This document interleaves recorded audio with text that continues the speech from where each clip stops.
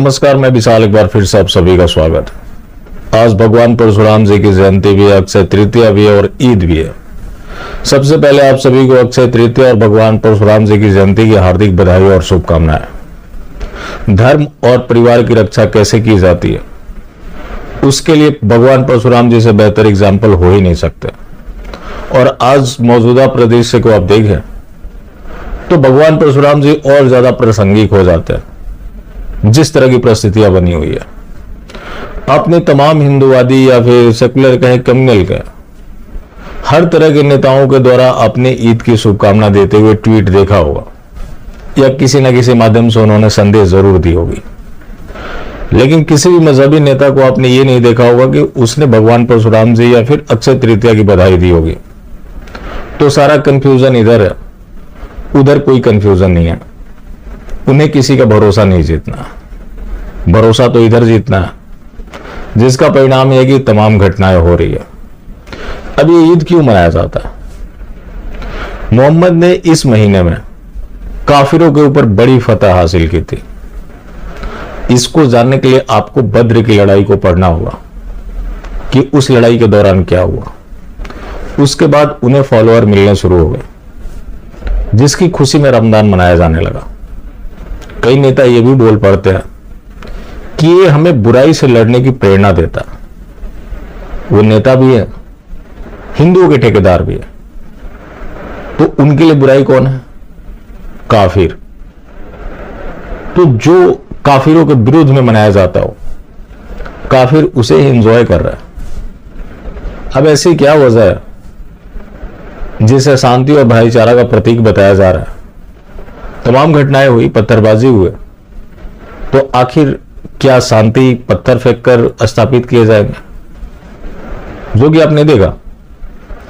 अब ताजा मामला जोधपुर का है। जालवरी गेट के पास बालमुकुंद बिस्सा, जो कि एक स्वतंत्रता सेनानी थे, उनके स्मारक के ऊपर मजहबी झंडा लगाया गया।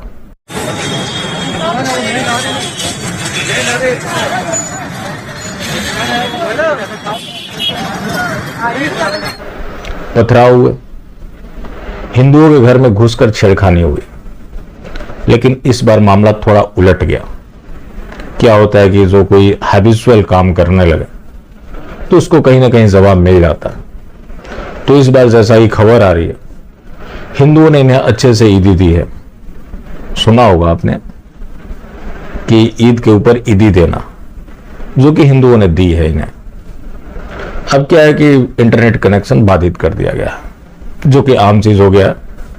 कहीं भी पथराव हो, हिंसा हो, उसके बाद इंटरनेट कनेक्शन बैन कर दो, धारा 144 लगा दो। अब भारतवर्ष में कुछ हो और राजनीति ना हो।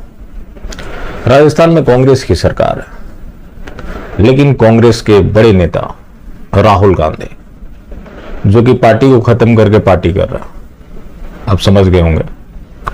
अभी उनका एक वीडियो काफी तेजी से वायरल हो रहा है, जिसके ऊपर चर्चा हो रही है। खैर, अब राहुल गांधी जी के पास बचा क्या है? अब उन्हें एंजॉय करने देना चाहिए। जाहिर सी बात है, अपनी पार्टी को खत्म कर ही चुके हैं, तो किसी और की पार्टी में जा रहे हैं, तो उनको जाने ही देना चाहिए। बाकी अगर कोई घटना किसी अदर स्टेट में हो जो उनके एजेंडा को सूट करता, तो अब तक उनका प्रतिक्रिया सामने आ गया होता। लेकिन मामला राजस्थान का है, इसलिए राहुल गांधी भी चुप है और बाकी अन्य लोग भी चुप हैं। वहां अब भाजपा के नेताओं की भी प्रतिक्रिया आई है। गजेंद्र सिंह शेखावत, शायद वहां के मेंबर ऑफ पार्लियामेंट, उन्होंने इस घटना का विस्तार से जिक्र किया। अर्जुन मेघवाल, वो भी भारतीय जनता पार्टी के नेता है, उन्होंने इस सरकार को बर्खास्त करने की मांग की और अशोक गहलोत से इस्तीफा मांगा। तो उतनी मानवता तो आज की राजनीति में बचा नहीं कि कोई किसी के इस्तीफा मांगने से इस्तीफा दे दे। इसके अलावा राज्यवर्धन सिंह राठौर, उनकी भी प्रतिक्रिया सामने आई है कि यहां पे औरंगजेब की मानसिकता हावी हो गई है, जो कि बताने की जरूरत है नहीं। अशोक गहलोत जब से इस बार सीएम बने, इस तरह से मजहबी उन्माद की बाढ़ आ गई। लेकिन अशोक गहलोत गुलदस्ता लेने में व्यस्त है, क्योंकि उनका जन्म दिवस था। अब ये जो तमाम घटनाएं हो रही है, नमाज के बाद हो रही। तो आखिर क्या प्रेरणा वहां मिलती है जिसकी वजह से इस तरह घटना का अंजाम दिया जाता है? इसको लेकर सबसे जबरदस्त प्रतिक्रिया आई रणदीप सुरजेवाला का। उन्होंने कहा कि यह सब भाजपा करा रही है, हिंदू मुसलमान को लड़वाना चाह रही है, भाईचारा खत्म करा रही है। जब भाईचारा बना हुआ ही था तो इतनी सारी घटनाएं क्यों हुई? चलिए भाजपा को मान लीजिए कि 1980 से उससे भी ज्यादा पीछे जाना चाहें तो जनसंघ को मान सकते हैं, या फिर आप आरएसएस को ही मान लीजिए 1925 से। लेकिन उससे पहले जो घटनाएं होती थी उसके लिए कौन जिम्मेवार था? वही मानसिकता जिसके अनुसार काफिर को जीने का कोई हक है ही नहीं। अब इसी तरह ही घटना हुआ है अनंतनाग में। वहां भी नमाज के बाद पत्थरबाजी की घटना हुई। कुछ दिन पहले एक फोटो काफी तेजी से वायरल हुआ था जहां सेना के जवान इफ्तारी पार्टी कर रहे थे, सीआरपीएफ वाले भी इफ्तारी पार्टी कर रहे थे, जम्मू कश्मीर पुलिस ने भी इफ्तारी पार्टी की। एक वीडियो महाराष्ट्र की भी सामने आई है, यहां पे खातूनों को पुलिस वाले इफ्तारी करा रहे। देखो पुलिस कमिश्नर साहब आपके लिए परोस रहे हैं। सुभान अल्लाह, अल्लाह आपके रोजों को कबूल करे। जैसे ही बर्तन सब तक पहुंचेंगे बेटा इंशाअल्लाह दुआ होगी, फिर आपको इफ्तार खोलना है। हाँ, दुआ के बाद इफ्तार खोलना है। वेलकम।